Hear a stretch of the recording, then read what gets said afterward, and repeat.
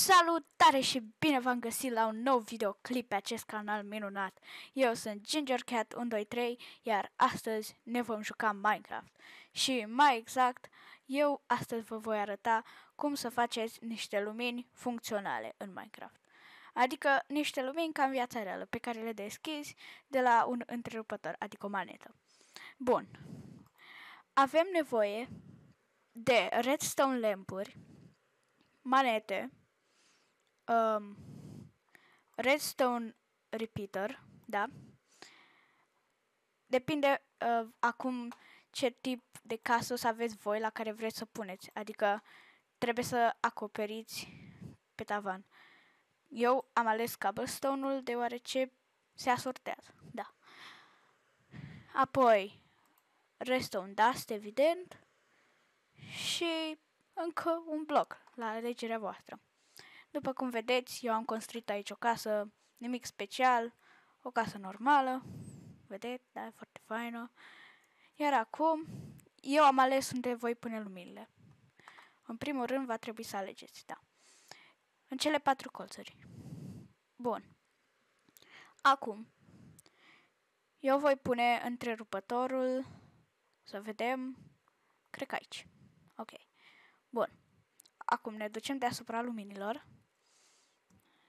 Aveți grijă ca restul să nu se vadă. Eu o să acopăr aceste găuri, pentru că acum le-am păstrat pentru lumină. Bun.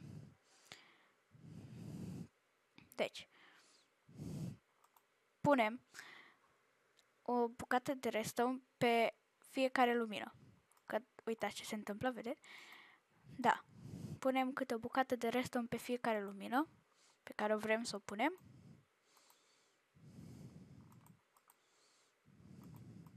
Perfect. Acum unim acele bucăți, adică unim acele două lumini dintr-o parte și două lumini din cealaltă parte. Bun. Acum le unim pe toate 4 între ele. Cum fac eu aici. Depinde la voi câte sunt. Pot să fie și în mijloc, doar că contează să le uniți. Perfect. Acum, de exemplu, dacă pun o manetă, să vă arăt, o pun aici, s-au aprins toate. Dar dacă vreți să se aprindă cu întârziere, va trebui să puneți mai mult redstone, adică să mai puneți o bucățică aici. Stați că trebuie să sparg această manetă. Și în locul ei să puneți un redstone repeater. Da? Și să-l dați cu pe penultima treaptă. Adică, după cum vedeți aici, penultima treaptă. Sau depinde ce delay vreți să aibă. Ok. Bun, mai în partea cealaltă nu o să pun pentru că vreau să aibă delay aici. Să vedem dacă o să meargă acum. 3, 2, 1, acțiune. Vedeți? Că a mers. Uitați, acum nu se mai închide. Dacă aveți delay-ul prea mare, nu o să se mai închidă. Așa că o să aleg al doilea. Hai să vedem. Nu. Hey, renunț deocamdată la ideea asta cu redstone repeater-ul pentru că e mai greu. Dar când o să înțeleg și eu mai bine, o să vă arăt. Bun, ok, am făcut luminile să meargă, dar noi vrem să le unim cu întrerupătorul. Cum facem asta? Păi, eu nu am găurile alea sus doar pentru lumină, le-am și pentru ca redstone-ul să poată ieși. Este foarte important să-l ascundem, adică să nu-l vadă nimeni. Așa că voi mai face o altă gaură, uite aici. Voi duce redstone-ul acolo și acum ies afară și vom continua de aici. Adică așa. Bun, după cum vedeți, redstone-ul este aici. Foarte frumos. Acum, noi va trebui să intrăm cu el prin perete. Nu știu dacă are sens ceea ce zic.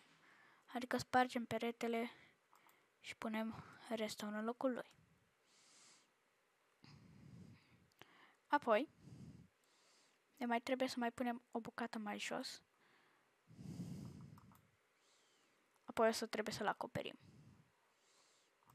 Trag de manetă, se aprinde prima bucată, a doua nu se aprinde pentru că nu sunt unite. Ok. De asta n-am pus prea bine geamul. De asta trebuie să avem încă un bloc la noi. Ok. Bun. Acum vom face un mic pătrat pentru ca restonul să se poată uni cu celălalt. Așa. Bun. Și acum punem restul.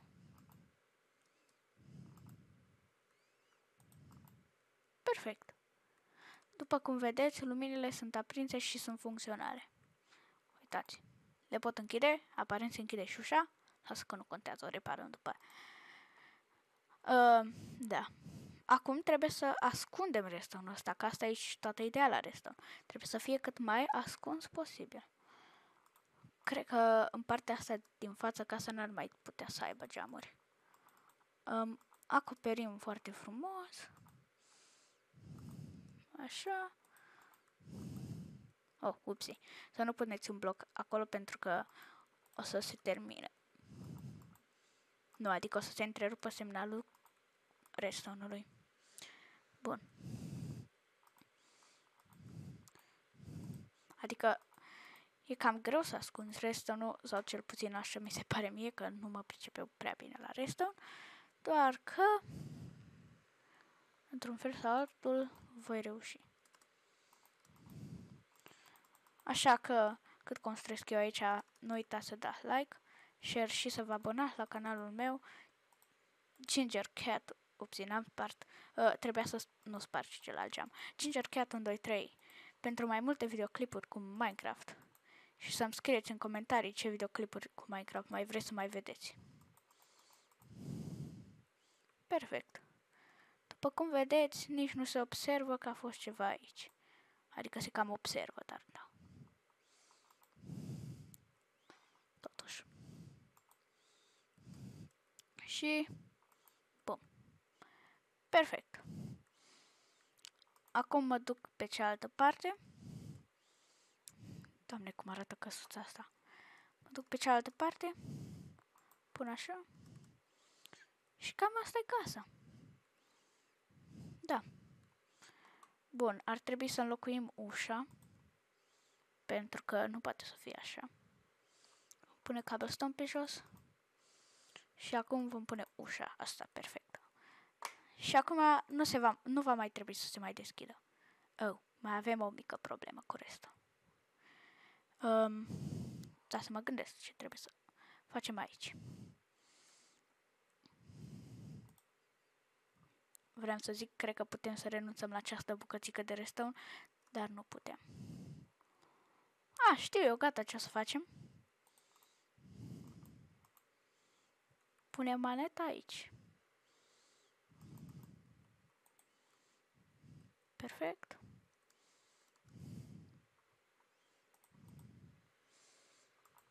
Și gata. Toate aceste lucruri sunt funcționale și acum nimeni nu va observa că aici a fost vreodată reston.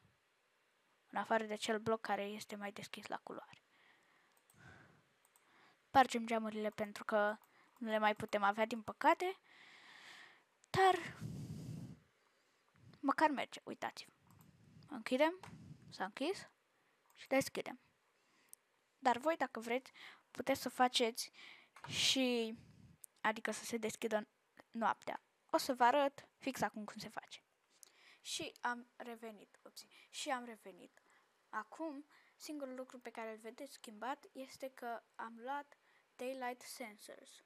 Adică sunt senzorii aceia care îmi detectează ziua și noaptea. Bun. La fel cum am făcut și prima oară. Da, să intru pe această gaură. Bun. La fel cum am făcut și prima oară, puneți câte un redstone dust pe fiecare dintre blocurile de redstone lamp pe care le vreți, pe care le-ați pus. Apoi, uniți-le din nou, cum v-am arătat. Dați că era o manetă aici. Ok. Și acum e ceva puțin mai diferit. și anume că trebuie să spargeți aici un bloc și să puneți senzorul.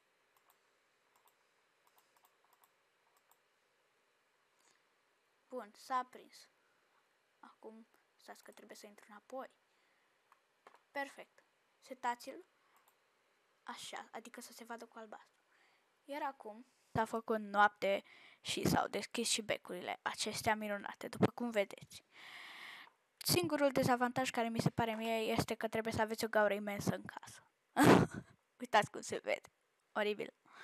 Doar că dacă sunteți maestri la redstone și la construit, lucru care eu nu sunt, veți ști cum să ascundeți acest redstone și aceste mecanisme pe care eu vi le-am arătat astăzi. Așa că sper că ați înțeles tot ce am încercat să vă spun și tot ce v-am explicat astăzi. Și mă bucur dacă ați făcut-o. Eu am fost GingerCat123 și acum voi sunteți pe canalul meu. Dacă vă place acest tip de episod, nu uitați să dați like și share și să vă abonați la canalul meu pentru episoade ca acesta cu Minecraft. Așa că, fără alte introduceri, la revedere!